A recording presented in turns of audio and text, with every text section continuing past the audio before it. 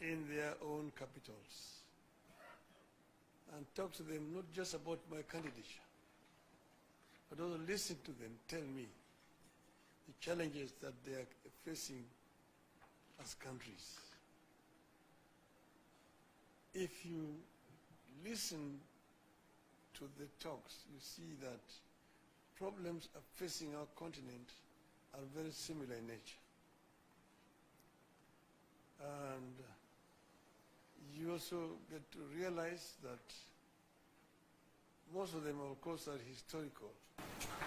They have their roots in the way Africa has, the way the neo-colonial system has continued to exploit Africa after political independence. So we came up with a program to make Africa work. We came up with a program first to bring peace, to silence the guns in the continent. Because without peace there can be no development. And all over Africa guns are singing, as part of the resolution that was made in 2013 to silence them by 2020. We came up with a very ambitious program of infrastructure development to interconnect our continent. We also came up with a program of how to tackle the issue of climate change.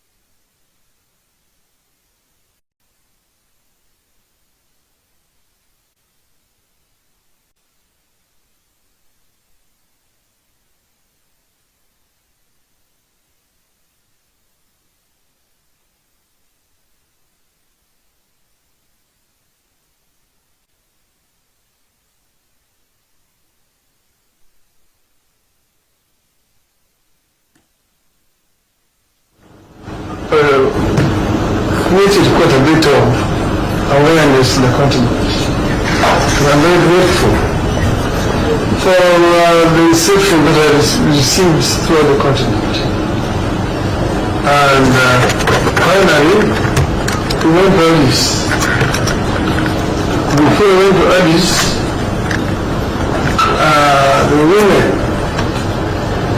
of Kenya, all women hosted a prayer meeting for me in Bomas of Kenya.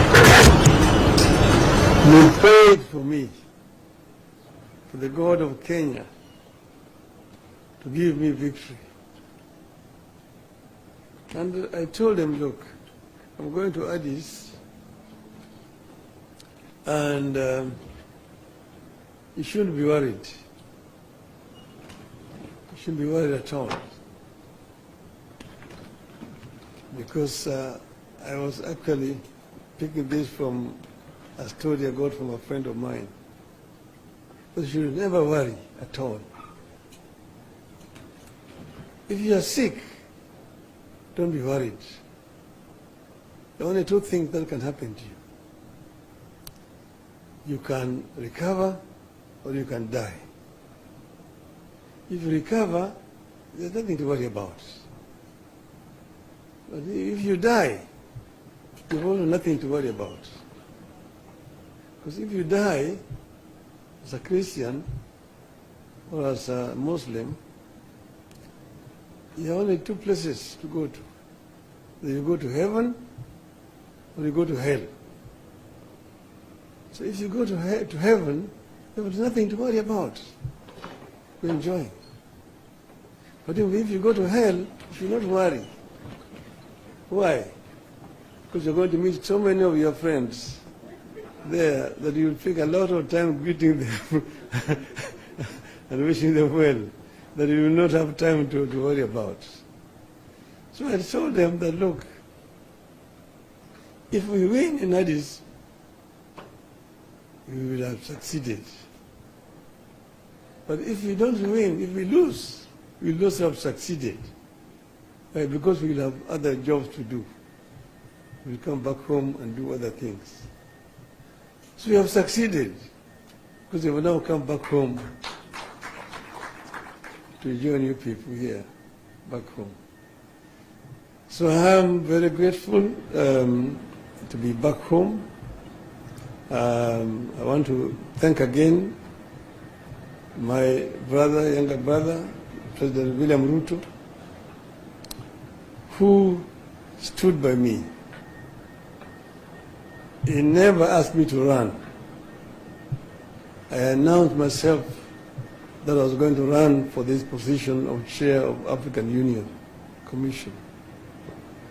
And he only came after I made the announcement to say that he was supporting my candidature. And he did support my candidature not just by words, but by deeds. He put up the machinery to help the campaign for me.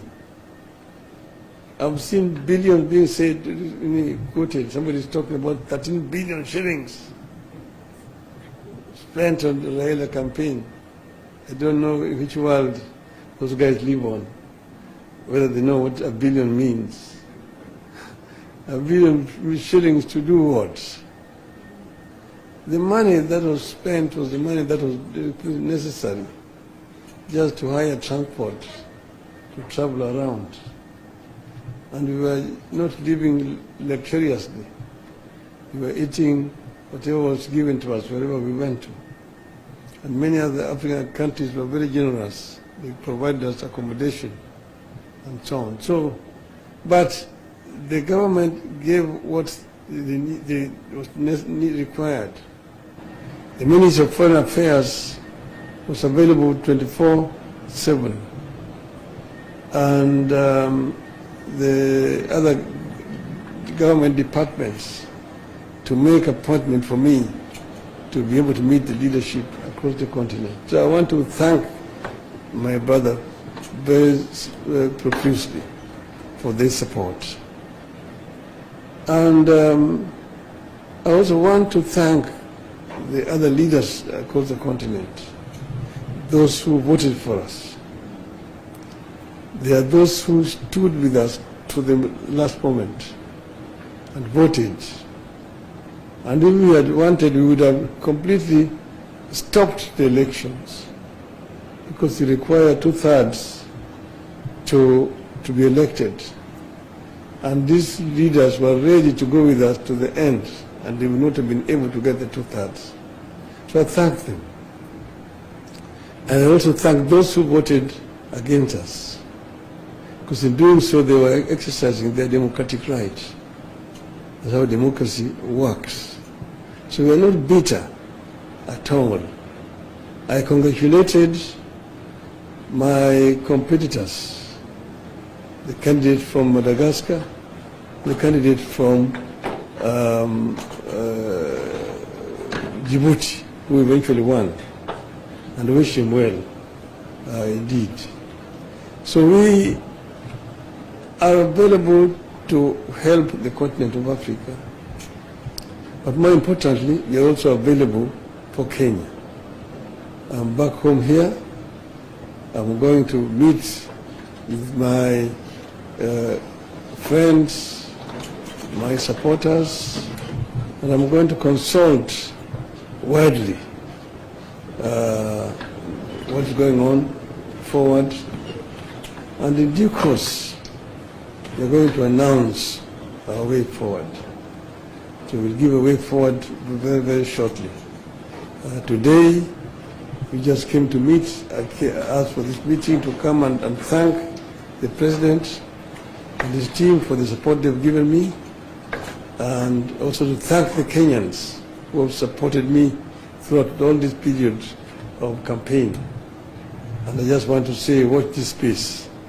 I will be talking again. Thank you very much. Karibu my brother.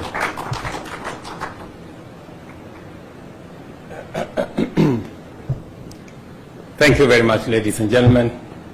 Prime Minister Raila Odinga, distinguished leaders who are here,